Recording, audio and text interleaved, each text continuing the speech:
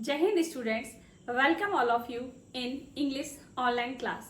Students, I am Neetu Singh from Government High School, Bhojla. How are you all? I hope you all are benefiting from these online classes. Students, today I am going to teach you poem number 5 from your textbook Behive, and the poem name is A Legend of the Northland, composed by the famous American poetess Phi Carey. So students, here are many types of poems in English literature as sonnet, ode, elegy, epic, pastoral poetry, narrative poetry, blank verse, free verse, ballad, and so many. And this poem which you are going to read today, this is also in a ballad form. So before teaching you the poem, I want to tell you the definition of what is ballad.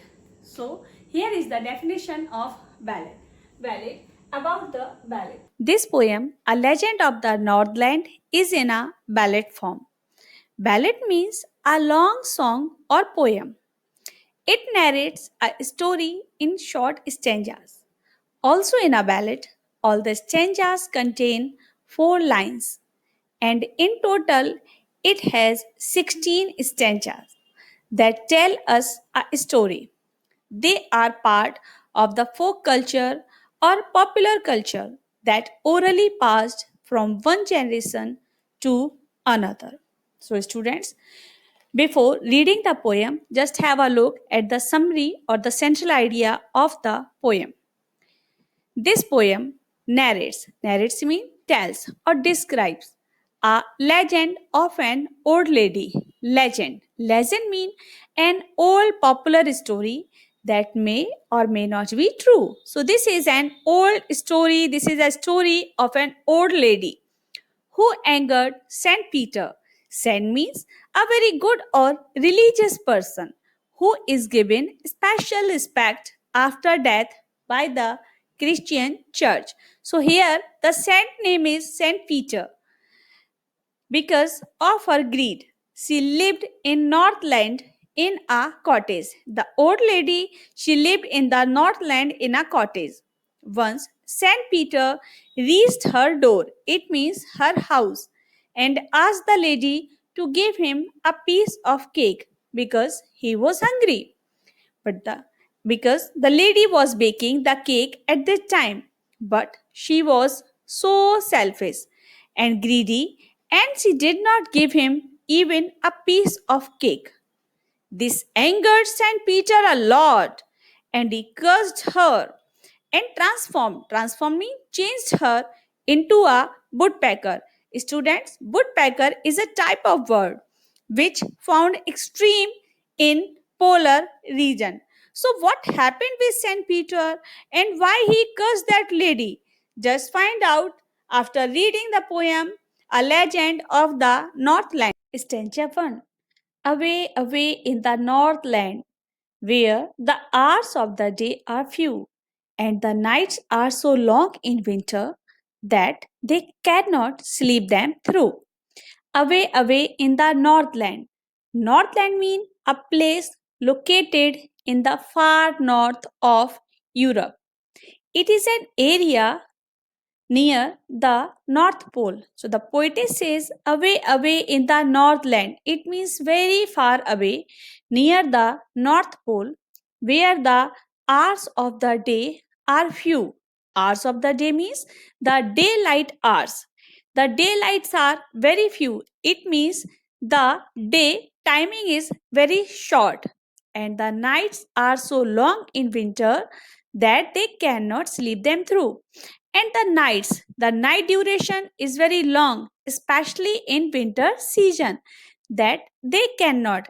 They means the people who live here, who reside here in this polar region. So the people of the polar region are unable to sleep properly the whole night because it is very boring to sleep such a very long night. Second stanza, where they harness the swift reindeer to the sledges when it snows, and the children look like bear cubs in their funny furry clothes. Here are two meanings for you. Reindeer. Reindeer is an animal residing in the far north, and the sledges mean a carriage used for transportation over snow by animals. As in our North India, we use bullock cart for transportation, especially in the rural areas. So in second stanza's first line, where they harness the swift reindeer, they means the people of the polar region. They harness the swift reindeer. Harness mean to tie. The swift mean very fast. So they tie the reindeers with the sledges. When it snows, it means when the snow falls, and the children look like bear cubs. And the poetess says that the children of the polar region look like bear cubs because they wear very heavy woolen cloths made from the fur of the skin of the bear. So they look like bear cub and they look very funny in their furry clothes. Stanza third. They tell them a curious story. I don't believe it is true, and yet you may learn a lesson if I tell the tale to you. Tale mean story. So students in line first, they refers to the elders or the parents, and them refers for the children, for the younger ones. So they tell them a curious story. It means the elders of the polar region tell a strange and a very interesting story to their children. Although the poetess does not think the story is true, but it teaches an important lesson to the readers and to the children. Stanza 4. Once, when the good Saint Peter lived in the world below and walked about it preaching, just as he did, you know. When the good Saint Peter was one of the 12 apostles of Jesus Christ, and he was one of the first leaders of the early church. Apostle means the messenger of God. Once, when the good Saint Peter, here the good word is used for the Saint Peter. As I have told you before, that saint means a very good or religious person. And when Saint Peter used to live in the world and walked about it preaching. Preaching means to give a religious talk. So once he was traveling around the world and preaching the people around. Students, as a teacher teaches students, so as a preacher preaches the word of God to the people. So in the fourth stanza, you came to know that Saint Peter was traveling around the world. Stanza 5. He came to the door of a cottage in traveling round the earth, where a little woman was making cakes and baking them on the hearth. Hearth mean fireplace. Fireplace mean where we cook the food. He came to the door of a cottage. So, while traveling and preaching around the world, he came to a woman's house in the Northland. At that time, she was baking cakes. Baking means cooking cakes in the fireplace for herself. Stanza 6. And being faint with fasting, for the day was almost done, he asked her from her store of cakes to give him a single one. Faint. Faint means very big. He was feeling very big. And fasting. Fasting means to eat no food for a certain time. usually for religious reason. And students, as you know, he was a saint. So, due to having fast for the whole day, he was feeling very big. For the day was almost done. It means the day was about to be ended. He asked her, her means old lady. Then Saint Peter asked the old lady from her store of cakes to give him a single one. As Saint Peter was feeling very hungry and big, and he was tired also because the it is the end of a long day. So he asked the woman to give him one cake out of the many cakes that she was baking, because the lady, she has a store of cakes. Stanza 7. So she made a very little cake, but as it baking lay, she looked at it and thought it seemed too large to give away. So she she started making a new cake. Students, as you know, that she had a store of cakes. It means many cakes, but she did not give him a cake from her store. She started making a new cake. Why? Because she was very selfish. She was very greedy and she did not want to give him a cake from her store. So, in its place, she started making a very small cake for Saint Peter. But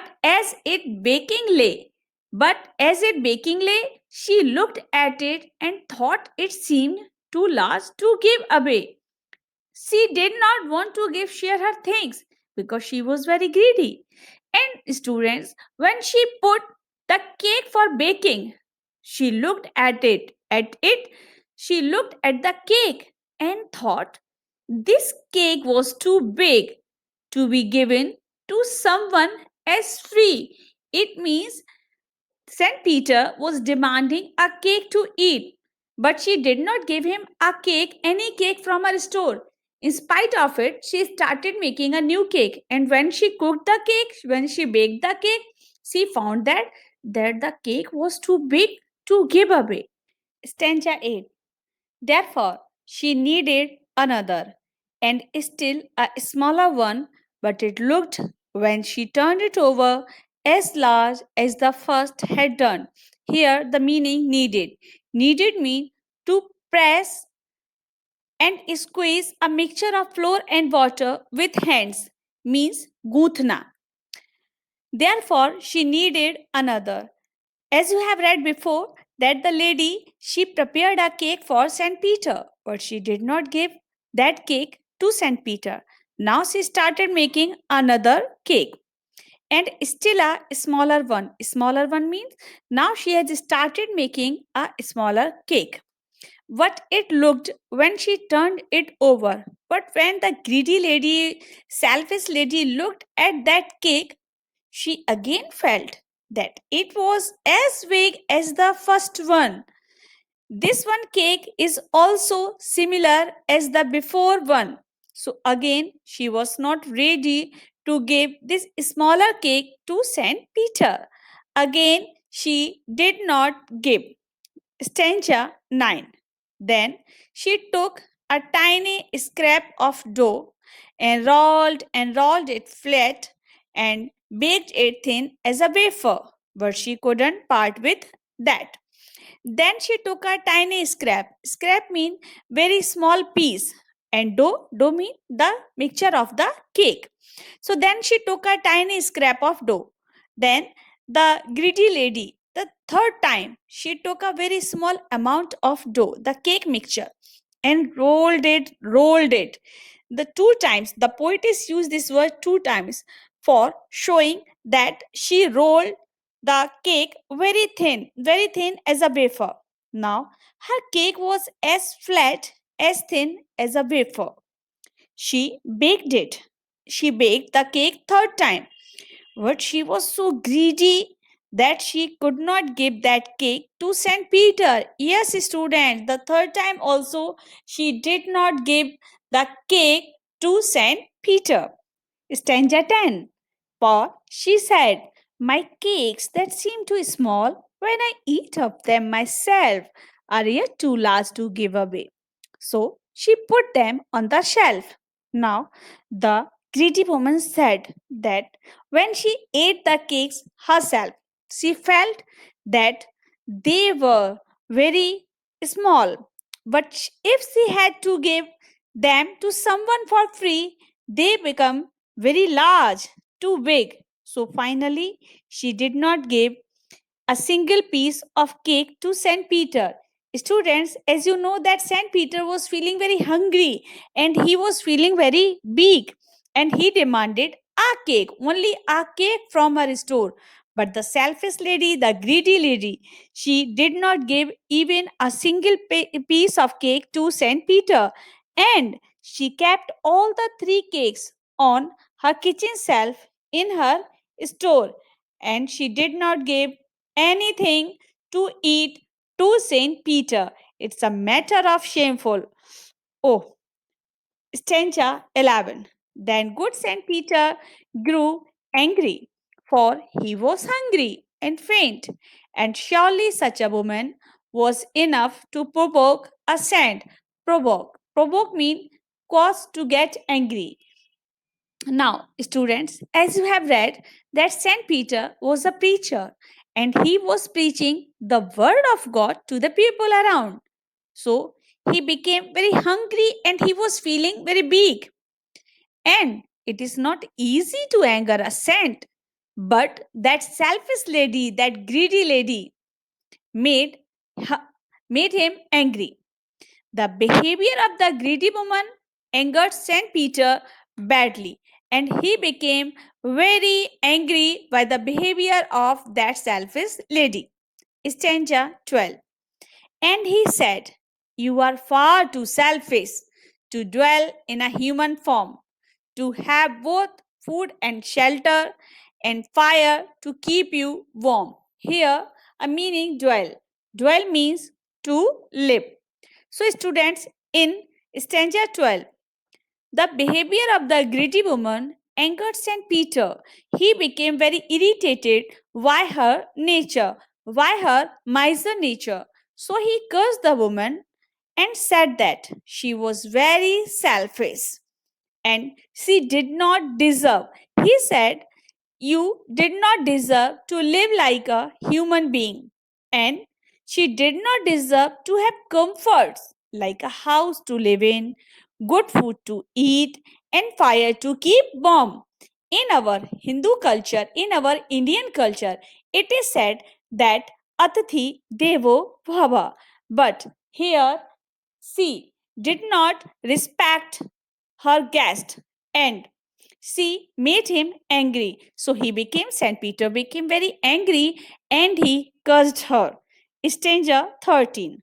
Now you shall build as the worst do, and shall get your scanty food by boring and boring and boring all day in the hard, dry wood. Students, here in the third line, by boring and boring and boring. Three times the poetess used this word three times: boring, boring, and boring. The boring means making holes in tree trunks with the beak to find food like insect and worms, which usually a bird eat. So Saint Peter cursed the woman that she shall become a word, and just like a word just like a word, build their houses by boring into the wood and collect very little food by working hard the whole day. Stanza 14. Then up she went through the chimney, never speaking a word, and out of the top flew a woodpecker, for she was changed into a bird. As soon as St. Peter cursed the woman because of her rude behavior, she did not get a chance to speak for herself because she had turned into a woodpecker. Students, woodpecker is a bird with a reddish crown on the head which bores trees for food. And in the beginning, I have told you that this word is found extreme especially in polar region. So she had turned into a woodpecker. She became speechless. She couldn't say anything and she flew up to the roof through the chimney. Chimney is the exit point of the fireplace. So she flew up to the roof through the chimney in the form of a bird. And St. Peter curse had changed that selfish lady into a bird. Stanza 15. She had a scarlet cap on her head, and that was left the same, but all the rest of her clothes were worn black as a coal in the flame. So, students, when the woman turned into a bird, at that time she was wearing a red colored cap on her head. Now, the cap was still there on the bird's head also, but the woman's remaining clothes they had burned and turned black in color, just like coal. And so the color of the woodpecker's body was also black. Stanza 16.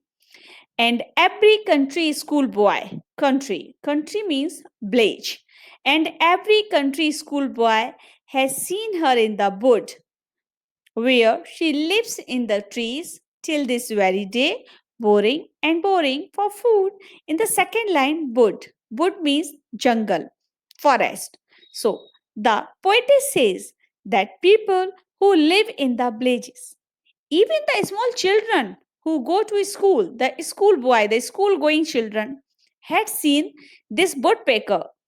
They see the children, they see that she stays, she means the woodpecker word, stays there all day and digs the wood with her beak to collect the food, the very little food. So whenever any child sees this kind of word, then his elders tell them this story. They get teaching that they should not be greedy and selfish. They should share their things to others. So, students, it was the last stanza of a very famous and a very interesting poem, A Legend of the Northland. Now, we will. Here is stanza number 5.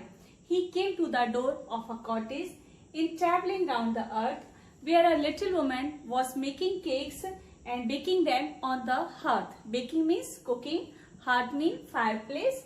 And here are 3 questions for you. So just try to find out that are you able to give answer or not. So the first question is, who does he refer to in the first line? In the first line, he refers to whom? So the answer is, he refers to Saint Peter in the first line. The second question is, what request did he? He means Saint Peter make to the woman, to the greedy woman. Answer, he requested the woman to give him a cake. Students, as you know, that Saint Peter was feeling very big and very hungry, so he demanded a cake to the old lady. And number 3, was the little woman rewarded or punished? Why? So the answer is, the little woman was punished because she was very selfish, greedy. So students, you know that she was not rewarded, she was punished by Saint Peter. And here are few questions for you from the same stanza number 5. So students, it is a homework and you have to try to give answer and to write all these answer on your notebook. So here are the rest of the questions. What was Saint Peter doing? What was Saint Peter doing? And the second question, what was the little woman making? You know well that what she was cooking, what she was preparing. And number 3 is, what is a hearth? What is a hearth? So I have shown you the picture of the hearth, so you can give the answer very easily because I have used many pictures to explain you this poem in a very easy form. Students, many types of questions are asked related with the given stanza as synonyms, antonyms, the meaning of the difficult word, the explanation of the given line, and one more question is also asked related with poem, and it is about rhyming words in the given stanza. So first read the definition of the rhyming words. Rhyming words are two or more words that have the same ending sound. If they sound the same or similar, they rhyme. It means the words which have the same ending sound as in the earlier or the primary classes you read that cat, bat, rat, they all have the same ending sound. So they are called rhyming words. So here we will read stanza 1 and will try to find out the rhyming words. Here is the stanza 1. Away, away in the northland, where the hours of the day are few, and the nights are so long in winter that they cannot sleep them through. So here you can see this that in the second line the last word few and in the fourth line the last word through, they both have the same ending sound through and few. So they are called rhyming words. So students, here is an example for you how to write the answer of the question of rhyming words. Here is the question is from stanza 1. Point out rhyming words in the above stanza, and the answer is the rhyming words used in the stanza are few and through. Look students how we have to write the rhyming words between the commas. So students, it is very interesting to find out the rhyming words. So read the poem aloud and try yourself to find out rhyming words in each stanza. Student, I hope that you enjoyed this poem, and this is a very simple poem, a legend of the Northland composed by Phoebe Carey.